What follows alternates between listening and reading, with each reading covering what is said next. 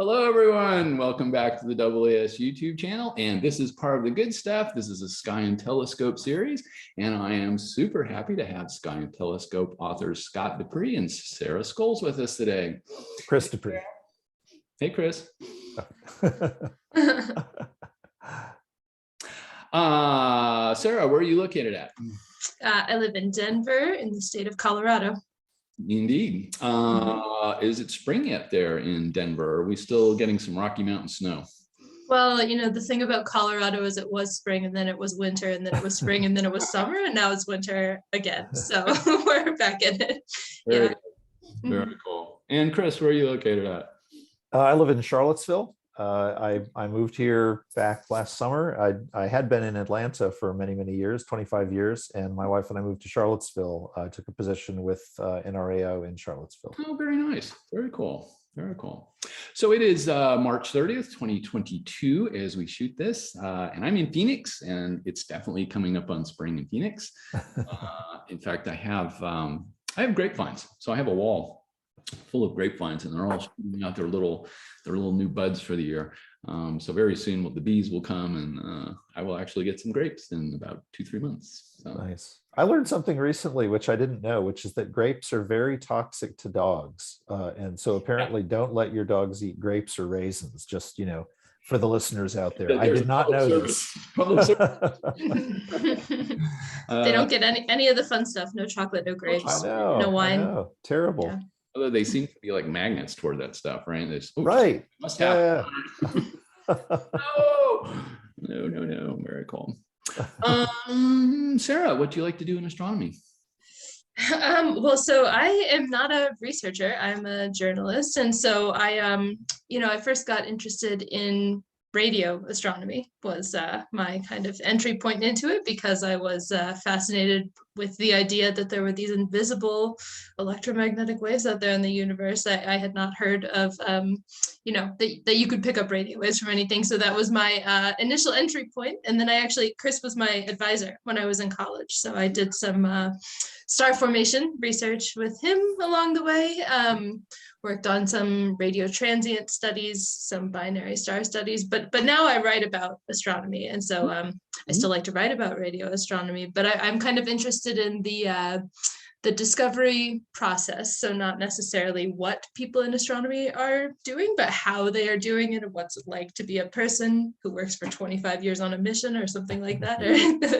Right. That's where I'm coming from. So cool. Very cool. Is this your first Sky and Telescope article, or?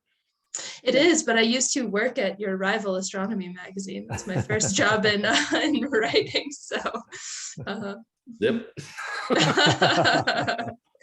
Not there anymore. But but this is my first Sky and Telescope. Oh, very cool. I wish you knew more. I wish you knew. And Chris, what do you like to do in astronomy? Well, my research interests are in star formation. So I study high mass star formation, and pretty much most of my observing, 90% of it has been with radio telescopes. And so I started as a pre-doctoral fellow out in New Mexico in Socorro back in the 90s, and then got a great teaching job at Agnes Scott College straight out of grad school, and was there for 25 years. But I continued doing the high mass star formation work for the whole time I was there, really, and using the new modes, correlators that came online with the VLA over time. Right. Started using ALMA to do some of the same kind of research, and so I'm still doing that. But my day job now is as the director of a project at NRAO called the National Radio Dynamics Zone, and this is a project that is an attempt to get commercial, active systems and passive systems to work together harmoniously in this future where we have a world even more filled with wireless devices. Yep. Yeah, it's a big these days. It's a big challenge, right? Exactly. So, but yeah, Sarah was, one of my very best students ever at Agnes Scott, and I was so delighted when Sarah went on to a graduate program in writing, and I followed her career with a lot of interest, and then reached out about working on this article together. So I'm really glad that we get to collaborate still. Awesome. That is great. Across the decades. That's right. Full circle. Yeah, full yeah, many exactly. circles. Very good. And that is going to bring us then to this very lovely Sky and Telescope article, The Past, Present, and Future of College Observatories. And Chris and Sarah, take us away. Yeah, so I guess I can just start by saying that, when I arrived at Agnes Scott back in 1996, I inherited this folder of a whole bunch of, old articles about the observatory. I was sort of moving into my office, cleaning things out. And if you scroll down a little bit, I think you can see that old Sky and Telescope article, or it was a cover. And so that is Bradley Observatory. That's on the cover of Sky and Telescope back from 1950. And so the observatory, the building, was dedicated in 1950. And so, my whole career at Agnes Scott, I fell in love with this building, but I also fell in love with kind of the idea of a small college. I mean, a tiny college, really, less than 1,000 students, even recently, that it had this big old observatory on campus. And so, the idea that that small colleges in particular would decide to make this kind of investment in a building and in programs was kind of surprising. And so that was sort of the origin of this idea, like, why did this happen? Why did it happen at Agnes Scott? Why did it happen at a number of places? Yeah. Yeah, and I think that we also, as we were trying to refine the article idea, and because there are any number of college observatories you could write about, so how do you decide which ones? Obviously, we're not providing a ranking of the absolute best, because who could choose favorite children? But we were thinking about the different ways that, like, if a large point of college observatories is to bring astronomy to more people and more different people and give them hands-on experiences that they can't get necessarily at a national observatory or a space-based observatory, where does that matter most? And that might be, minority and underrepresented schools that cater to minority and underrepresented populations, like historically Black colleges and universities and women's colleges. And so that's how we decided to focus on those in this article. Yeah, that's a really good point, because, clearly, you drive across the country, there are a lot of small colleges that have these, but yeah, that was definitely something we wanted to dive into a little bit deeper. Yeah. So when was Bradley built? So it was constructed starting in 1949, and it was just an empty patch of woods, and they cleared that hilltop and built the building out there. And it was dedicated in the fall of 1950. So I think this article cover is September of 1950. So that was the month it was dedicated. Yeah, so it's quite new. Yeah, so it's only, what is that, 70, coming up on 75 years, some point in a couple of years. Yeah, and as we talk about, it is an older tradition, right? I mean, it's the sort of tradition of observatories on college campuses is something that goes back, into the 18th century. And actually, that's sort of where the article historically kind of starts, as we talked to a former colleague, actually, at Agnes Scott. One of the beauties of teaching at a small liberal arts college is that you sit around at lunch with a historian, a mathematician, poetry, you have this very concentrated group of academic interests. And so Mike Lynn and I became friends when I was at Agnes Scott, and he has since moved on. But when we were starting this, we reached out to him because 18th century sort of scientific stuff is his main focus. And so that's where the article kind of starts. Got it. Very cool. And coming down here, of course, then we have from the 1950s black and white to this very lovely, very, skim that a little bit. There we go. Yeah. Article, look at that. Still shiny, still looking shiny. Yeah, exactly. Yeah. I'm trying to remember whether that was actually a rainy night or if they went out with hoses and kind of wet down the plaza. Oh, yeah, because to make it look kind of particularly shiny. Because the plaza there is actually, to me, one of the coolest things about the observatory. So the old building, of course, was there since the 50s. But when I came to Agnes Scott in the 90s, there was a 6-foot high fence that was maybe 20 feet in front of the observatory that came all the way up the hill. And so it was just this kind of little narrow pathway that went up there. And so one of the things that, again, shockingly, a very small college decided to do was to completely renovate this building in the year 2000. And part of that renovation was getting rid of that fence, pushing it, to a much lower fence further out, and then making the space for that plaza that you see. And that's where students have night labs.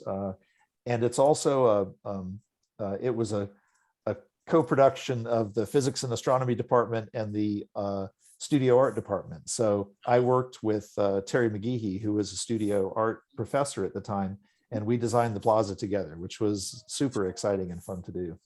That is awesome. That is such a great picture.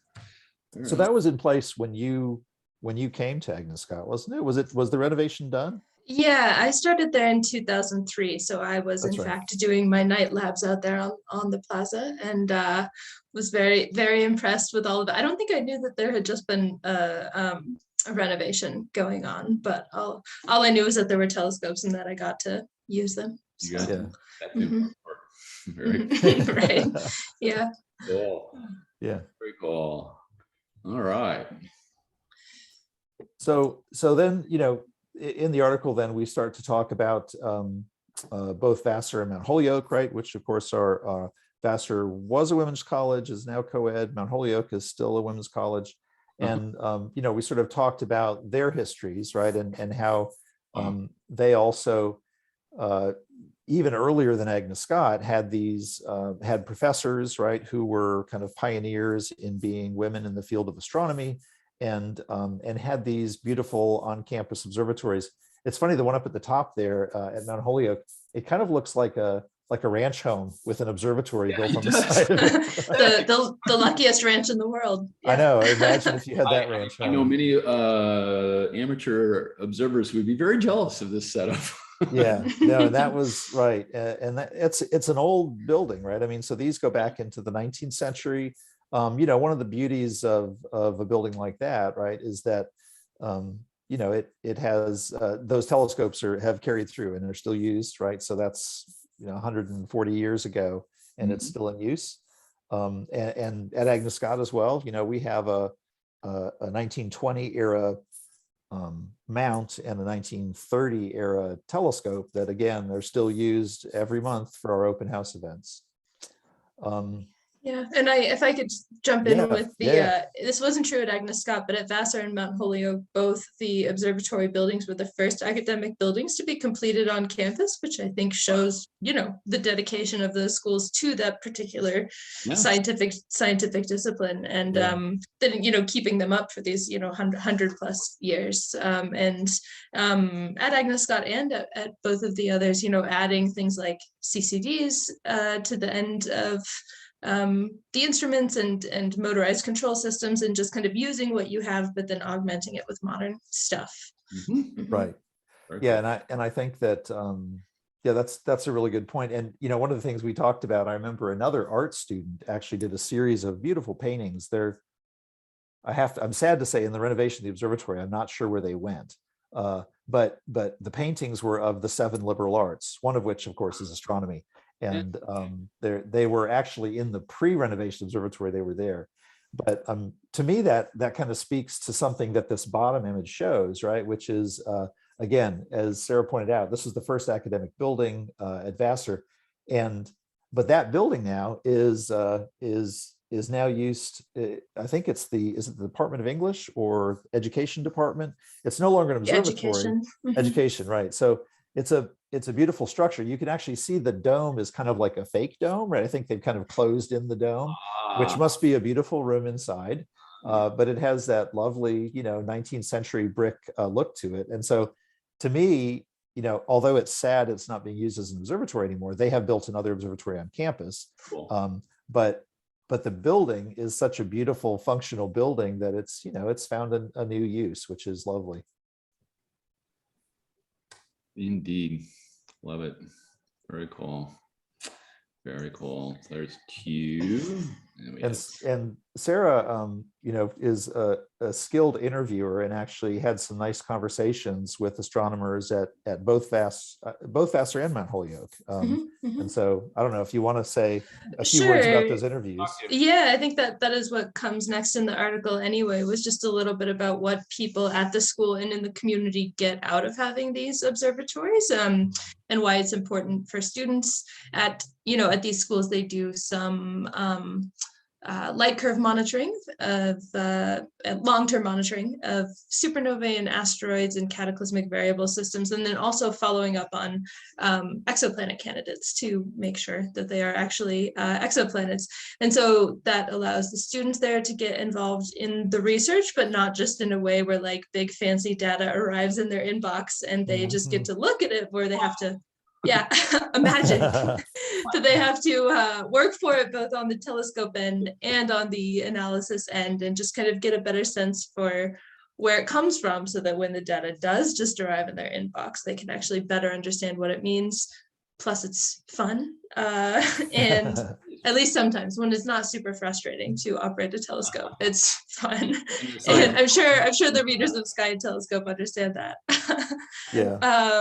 And yeah, the professors also spoke about what it means to the community to have a place like this, which is that, you know, a lot of people have Hubble calendars or whatever, and don't realize how much you can actually see with your eye, or with a pretty simple camera on the end of a telescope. So what I miss with that, Chris? No, I think you said a lot of, you captured a lot of what's on this page. I think, but the one thing I just want to emphasize is the idea that, you know, students who are looking at actual data, they kind of realize the sort of foibles and problems with real data, right? It's not processed, it's not perfect.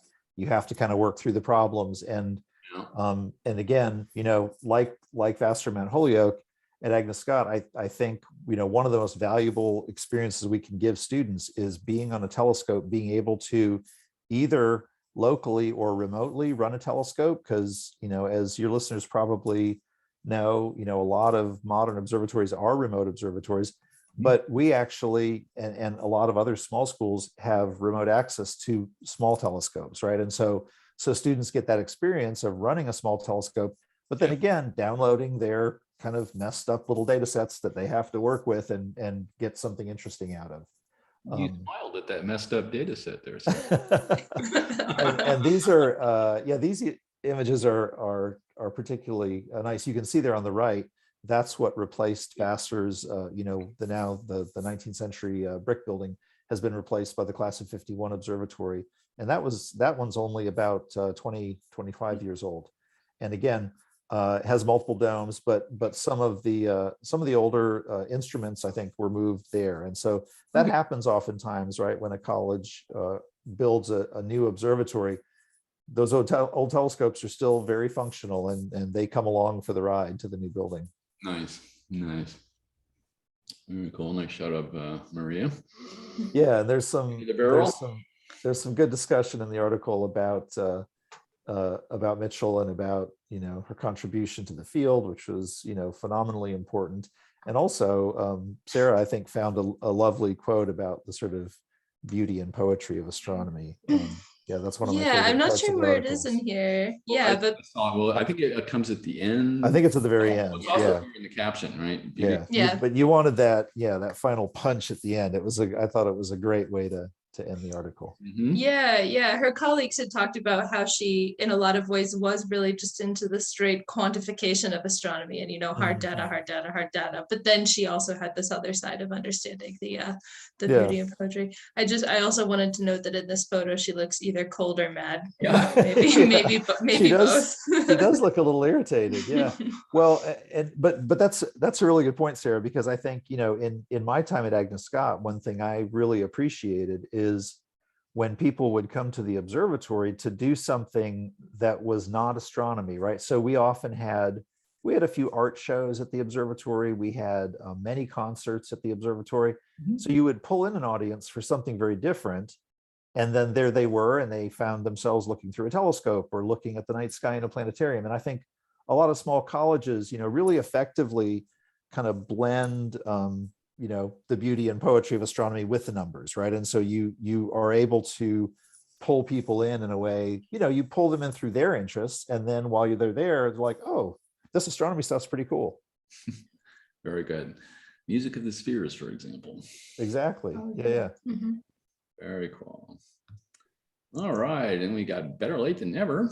That's right. This is where we talk a little bit about how, you know, compared to the other women's colleges, Agnes Scott came on a little bit later. And We give a little bit of a history of Bill Calder, who I have to just say a couple things about. He was a professor of astronomy at Agnes Scott College, Okay. like me, for 25 years. He was there from 47 to 72. He actually arrived from Harvard. He was a student of Harlow Shapley, and he arrived at Agnes Scott, and basically the story is that he arrived on the condition that the college would buy a telescope that he could use and observe with. And I think I've read in several different places that he sort of assumed that there would be some, rollaway shed out in the field with a telescope. And the president at the time said, no, we're going to have a real observatory on campus. So then the fundraising effort started. And so as a result, between when he arrived in 47 and 1950, the observatory was there. And so there's a picture of Bill Calder there with, I have to say, that's an old picture of Bill Calder. We still have that orrery in the observatory. Sarah probably remembers it. I remember it from, I think it was on the table where we had the senior seminar class, it's which still was sitting in the now library. a number of years ago from today, even for that. So, yeah. So that is still there. It has a nice little lunar phase that goes around the Earth. You can kind of see that right in front of Bill Calder. And then over on the right is a later picture. That's a picture of a professor. Oh gosh, that's not Bob Hyde. It's whoever was before Bob Hyde. Sorry, I should know who that is. But anyway, yeah. So the professor is there, and that dome looks very much like that now. I mean, the telescope, I think originally was gray, got painted white. That big electronics box at the end of the telescope, that was there when I arrived, and we actually updated the electronics for computer control. A guy named Peter Mack from ACE came and redid the whole telescope control system. That was before we renovated the observatory. So like Vassar, Mount Holyoke, again, the college really committed to some significant costs to keep all this running, because they saw, and really this telescope, like a lot of big old telescopes, we don't use for research programs anymore. It was used for research, through the 70s. Sure. But currently our students do most of their research observing with these remote telescopes. We're a member of the Sarah Consortium. So that's but that's an example of, it's always funny when they have these well-lit pictures that clearly used a flash. And, that student's not seeing anything through that telescope. I'm going to say by the dress here, 60s. Yeah, I believe Seems it's like a good guess. late 60s, early 70s, exactly. The hairstyles, but that rolling ladder still there. Sarah probably remembers. Not everything gets upgraded. Yeah. Right. Yep. Yeah. And the dome, etc. So it's a beloved telescope. People come to open houses just to look through that telescope. And again, you can see better images of Orion if you look them up online, but you're not in a darkened room looking through an eyepiece, and that's really what people want. And that's what all these schools offer. And then the article at this point, I think, turns to this Professor Salgado at Norfolk State University, and talks. This is a historically Black college that's in Norfolk, and Carlos Salgado. I interviewed him, had a really fun talk with him, and he's really used the astronomy program at Norfolk State to bring in the public and also to to sort of bring students into the physics astronomy program. And I think a lot of small schools find that's a really important part of having an astronomy program, is that for whatever reason, astronomy is either a kind of deep interest that students kind of come in with, or it's a fascination, or it's less intimidating, or whatever it is, right? That it's a field that students feel drawn to.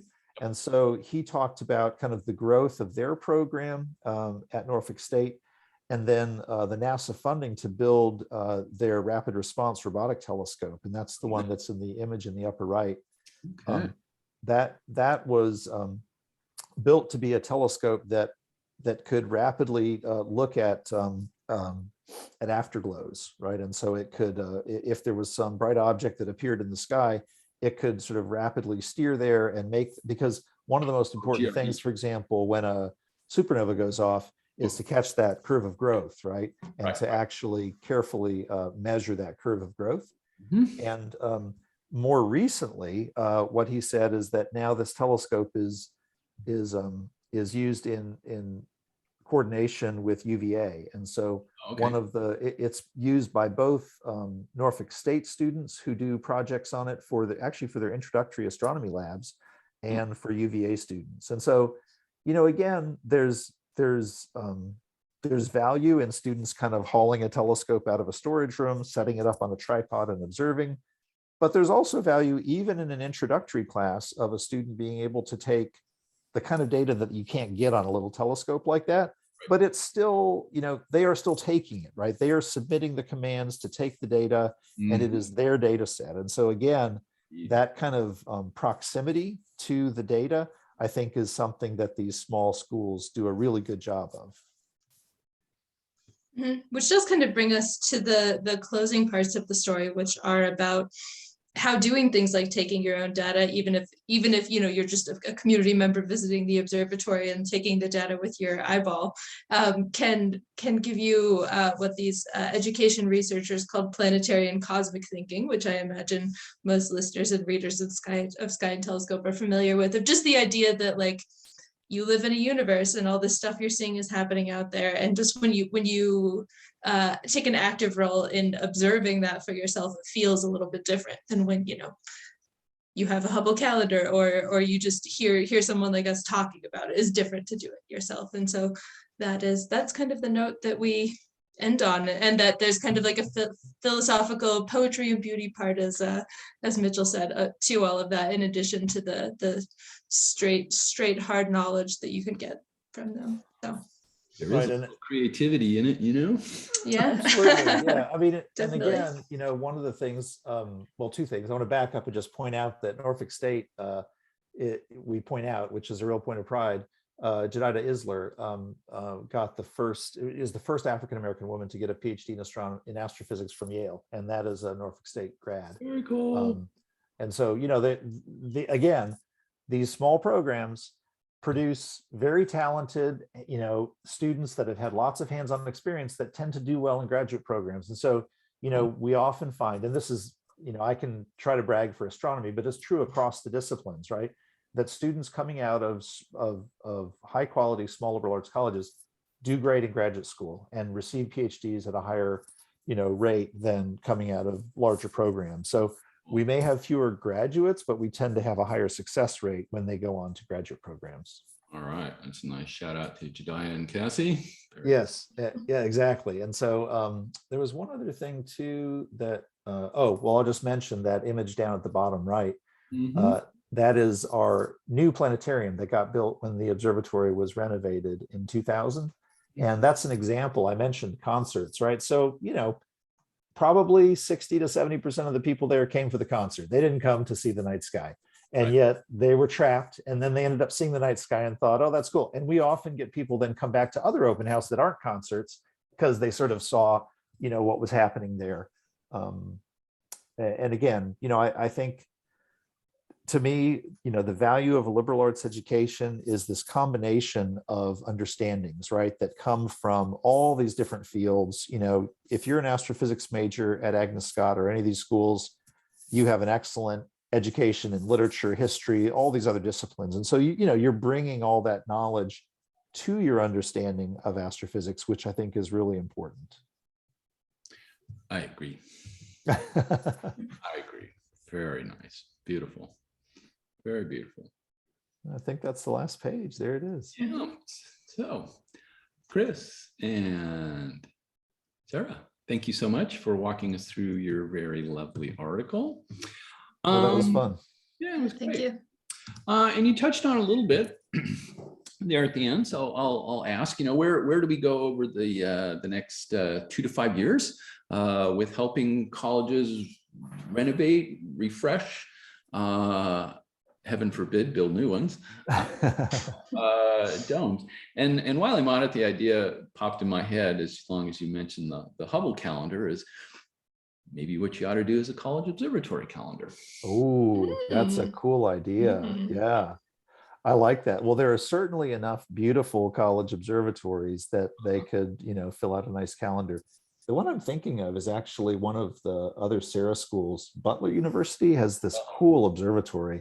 It's kind of like a, early 50s era. It looks kind of imposing and it looks a bit like a bank building. But yeah, it's interesting that you see sort of when buildings come onto campuses, how that impacts what they look like.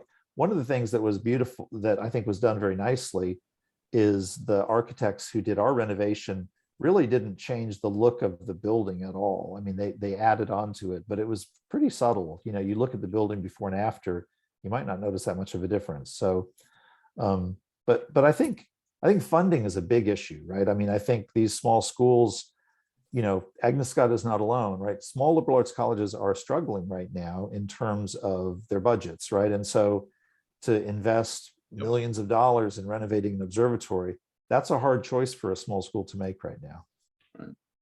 Right. So usually, at least, historically in astronomy, going back several thousand years, it's donors. It's people who have an interest or who have made it and decided they want to give back. And we have several examples today of people doing that. Right. Yeah, and I think you're right. I mean, I think that's the way. That's one major way schools go forward is finding a donor who wants to either renovate a current building, build a new observatory, and I think one of the things that hopefully an article like this can do is show the sort of deep and lasting value of that kind of investment. Bradley Observatory was built by the Bradley Foundation, right? Gave a big donation for the building of that. The dome, with that big aluminum dome, was donated, right? So a lot of companies that were in Georgia donated.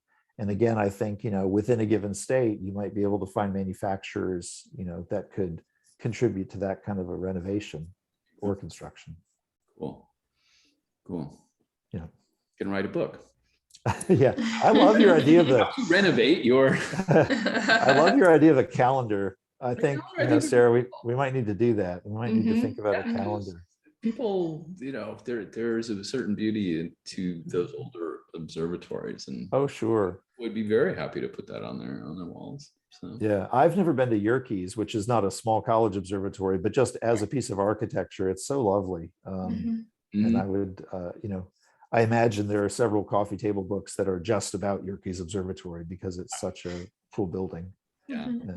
Cool They don't build them like they used to. That's right. Have you been there, Sarah? Have you been to Yerkes? Yeah, I have.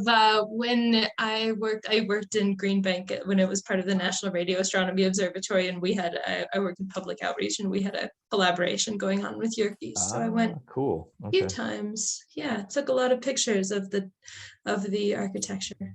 Sitting, they could go in the calendar now because I have so. And this is a little bit. I know we want to end on a happy note, so we can't end here. But one sort of sad thing that I use to motivate myself sometimes is I would find pictures of abandoned observatories online. And there's one. I think it's the old Case Western Reserve Observatory, and it looks a lot like Bradley Observatory.